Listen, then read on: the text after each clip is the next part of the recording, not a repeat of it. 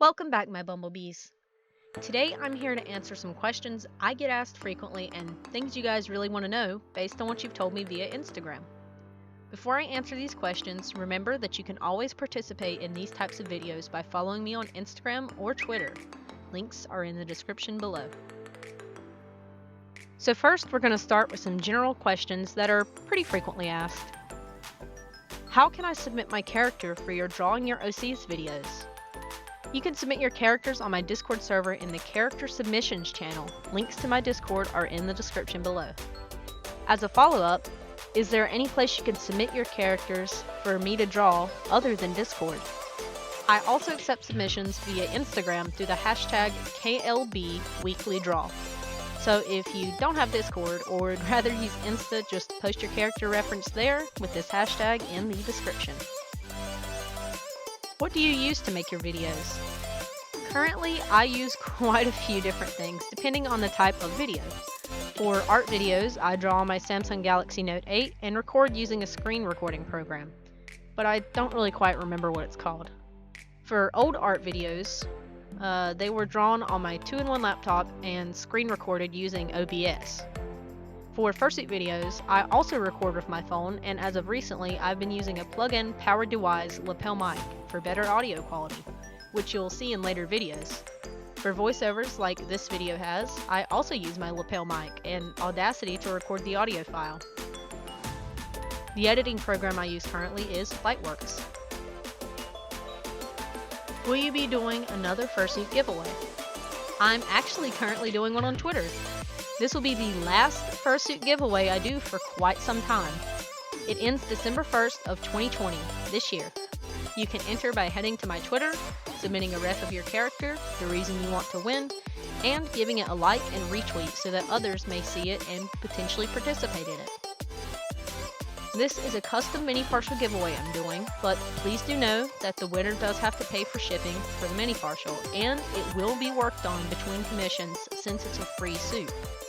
So please, if you do win, do not harass me for when the suit may be done, as it possibly won't be finished until fall of next year, most likely anyway, due to my commission queue.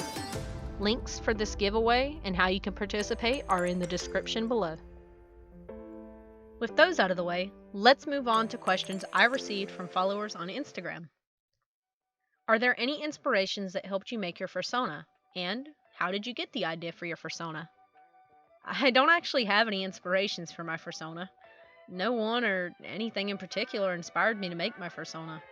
I actually came up with the design one day while chatting with my girlfriend, and I told her it would be super cute if I had a tiger fursona that just really liked bees and was super sweet. Then I quickly drafted up a badge and Queen Bee was born. It's been about 2 or 3 years since I've made Bee, and since then her design has went through about 2 or 3 changes, I believe. She used to be quite the striped tiger, but I got really tired of drawing so many stripes, so she changed pretty quickly. Before I came up with Bee, my original fursona was actually a snow leopard named Katie. But between snow leopards and tigers, I decided I liked one a bit more than the other. How did you get into the furry fandom, and when did you join the fandom? My cousin actually kind of dragged me in, unintentionally.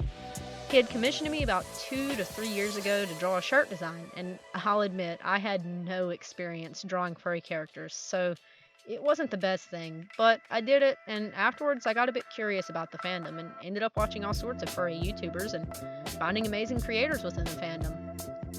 After all of my denial, I ended up joining the fandom, and slowly it just kind of became a major part of my life. As for an exact idea of when I joined, I'd probably have to say around late 2017 or 2018. What types of fur do you prefer to use on suits?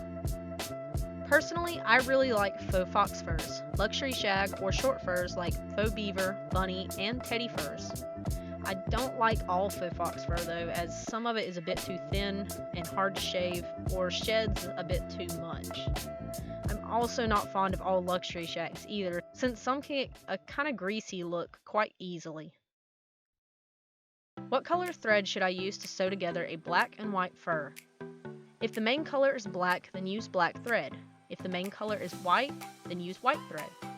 This applies to pretty much any fur color. However, if you are using two darker colors, you can just use black thread and it shouldn't really show up. Same goes for extremely light colors. Just use a white thread and it should be fine. I've never had any problems with thread showing through when doing this. How did you learn to make fursuits? I actually used to watch and learn a lot of stuff I know from more popular fursuit tutorials on YouTube, like Sparky Candu's Digileg tutorial, and Mugiwara Cosplay's time-lapse and tutorial videos, among many others. These videos helped me with the basics and getting the suit making process down.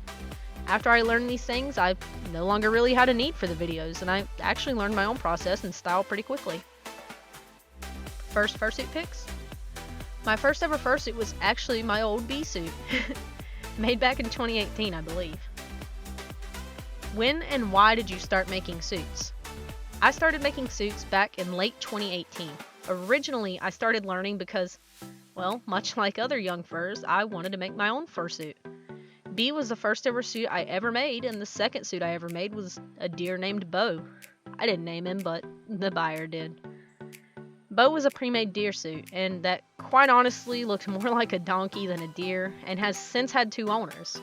After selling that suit, I was really feeling the buzz from making and selling something I had made, so I started making suits more and believing that one day I may be able to do this full time.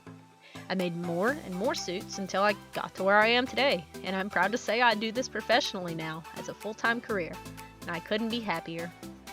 My geese and ducks are also probably happy that it turned out this way too, considering, well, most of my money goes into feeding those silly little ding-dongs. When did you sell your first commission or pre-made? My first pre-made was sold back in 2018, which was the deer I discussed before. He sold for around $500 USD and was honestly quite an amateur project. My first commission suit I worked on was made in December of 2019 and was technically made as a trade for money to buy a Nintendo Switch. What are your favorite and least favorite parts of the suit making process? This is quite a hard question to answer for me. Typically though, my least favorite parts are the sculpting and gluing process. Mostly because I get quite tired of sculpting similar bases or working hours upon hours gluing stuff and burning myself. Not to say I don't like sculpting sometimes, because sometimes I very much prefer it to any of the other processes. As far as my favorite parts of suit making, I'd have to say bodysuits, paws, and tails are my most favorite parts to work on. I really like sewing, so pretty much anything of the suit involving sewing is super fun to me. And that concludes this Q&A video. If you have any questions you'd like me to answer in another video, be sure to let me know in the comments below. It can be anything from future convention plans to anything pertaining to the furry fandom or creative efforts within the furry fandom. If you made it to the end of this video, thanks for sticking around. I really appreciate it, and I hope to see you back next time. With that, this is Queen Bee, buzzing out. Stay safe, guys.